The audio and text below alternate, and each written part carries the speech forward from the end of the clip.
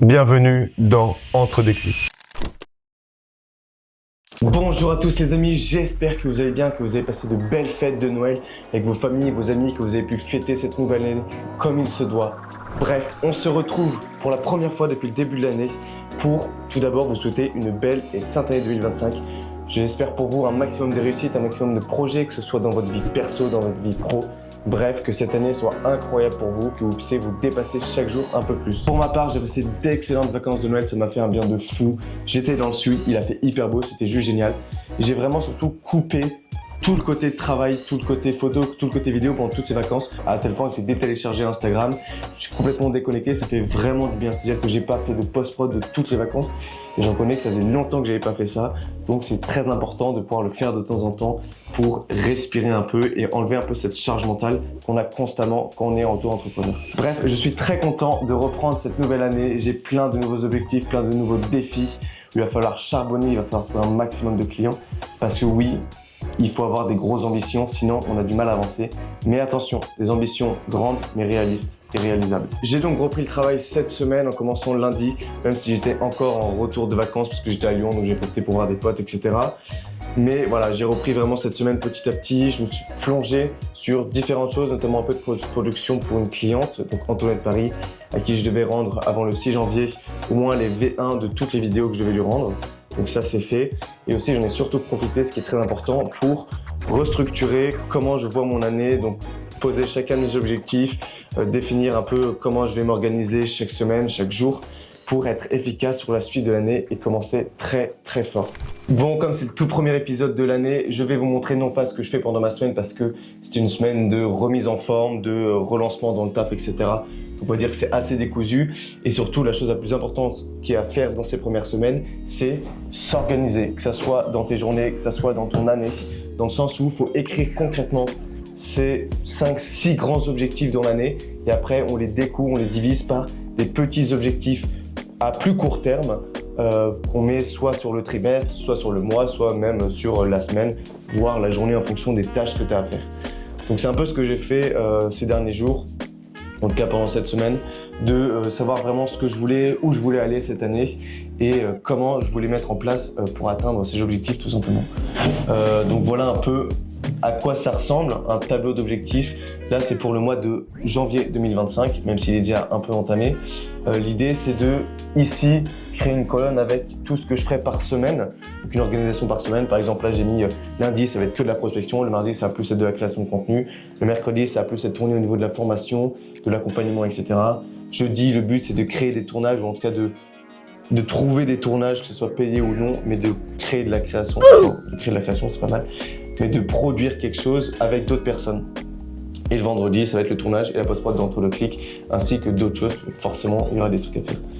Voilà, et sur cette colonne-là, c'est un peu l'organisation sur une journée complète, en mode mon rythme de journée et mes habitudes que j'ai à prendre sur une journée. Donc une fois que j'ai créé ce type de tableau, ça me permet de voir concrètement tout ce que j'ai à faire et du coup pas être dispersé, que mon cerveau soit concentré sur chacune des tâches et que j'ai pas à penser à ah mince, il faut que je fasse ci, il faut que je fasse ça, etc.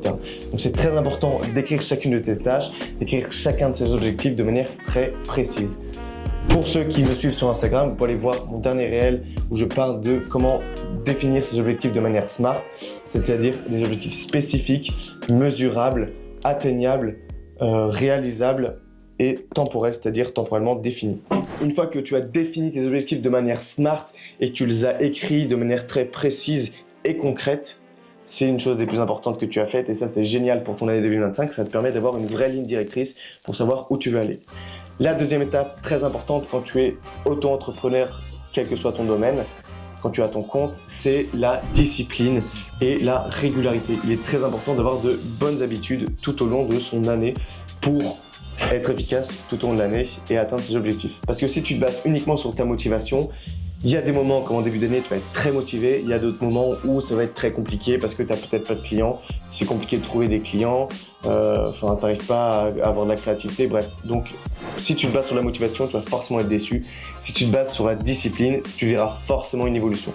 Peut-être sur un long terme, forcément, mais il y aura une évolution et c'est une certitude. La constance est essentielle quand tu es auto-entrepreneur. C'est pour ça que je vous invite à être très organisé et à créer un endroit où vous pouvez tout avoir de rassembler, que ce soit vos prospects, que ce soit vos projets perso ou pro, que ce soit vos clients, bref, tout doit être rassemblé à un même endroit. C'est pour ça que moi j'utilise Notion depuis plus d'1 an et demi et je reconnais que c'est très pratique. Donc j'ai un énorme dashboard avec mon CRM, mes clients, mes mariages, mes ressources, ma to-do list de chaque jour, mes objectifs, bref, tout est rassemblé dans un même endroit et je reconnais que c'est très pratique. La deuxième chose qui est très importante, bien sûr, c'est la discipline. Et pour ça, je vous invite à créer des habitudes. Et moi, cette année, j'ai créé un habit tracker, donc un créateur d'habitudes qui permet de tout simplement cocher toutes les habitudes que j'ai prises en cette année. Par exemple, moi, ça va être se lever à 6 heures, essayer de diminuer les temps sur les écrans inutiles, type la perte de temps sur les réseaux, me coucher à telle heure, faire du sport, etc. Tu prends les habitudes que tu veux, ne fais pas comme tout le monde, essaye pas de suivre la routine de tous ces mecs, tous les gourous que tu vois sur Instagram, il faut faire ci, il faut faire ça, etc. Même si c'est pas mauvais en soi, l'idée c'est de trouver tes habitudes qui te correspondent et qui te permettent d'évoluer selon ton besoin en fait et selon tes objectifs que tu as envie de définir cette année. Donc, concentre-toi sur toi-même et arrête de copier les autres, c'est très important. Et voilà les amis, c'était le tout premier épisode d'Entre les clics en 2025. C'est le début d'une longue aventure, ça fait partie de mes objectifs de développer cette chaîne YouTube un maximum et d'être constant toute l'année. Donc j'espère pouvoir le faire. Il y aura peut-être des pauses entre les vacances pour se recentrer sur les choses essentielles. Mais voilà, je suis très content de relancer tout ça. N'hésitez pas à vous abonner, à partager, à me dire si vous avez besoin de conseils, d'aide sur tel ou tel domaine ou autre. Ça me ferait très plaisir de pouvoir discuter avec vous. Si vous voulez qu'on se rencontre, que ce soit à travers un appel téléphonique ou en direct, c'est avec grande joie. Donc, soyez chaleureux dans les commentaires, entre guillemets. N'hésitez pas à me dire quels sont vos besoins. Sur ce, je vous souhaite une belle et sainte année. Soyez courageux. Je vous donne un maximum de force et surtout, soyez disciplinés. Sur ce, je vous dis à la semaine prochaine pour un nouvel épisode. C'était Anselme. Ciao.